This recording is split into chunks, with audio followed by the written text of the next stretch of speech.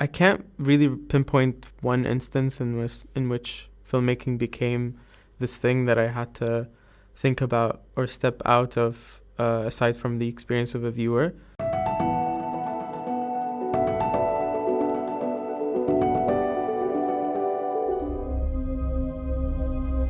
تتذكرين نفسك في الصورة؟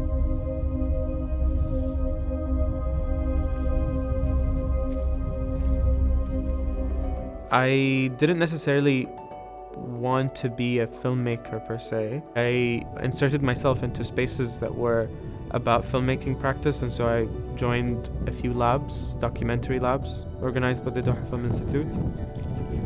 First, it was not so much to be a filmmaker, but much more to explore that language that I felt was like an evolution of these very, I would say, like premature connections and relationships to the image. I was lucky to be there at that moment when Riti Pan was the instructor of the documentary lab in 2018.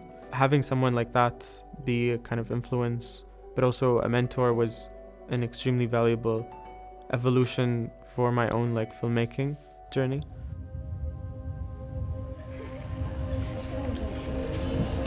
The film itself is inherently like ritualistic. It's not about kind of driving a certain narrative or a certain kind of plot. There's a subject that is trying to reconcile with a kind of loss. It takes a kind of state of meditation on an experience that I had already kind of been too in the middle of to I think pretend that I wasn't dealing with.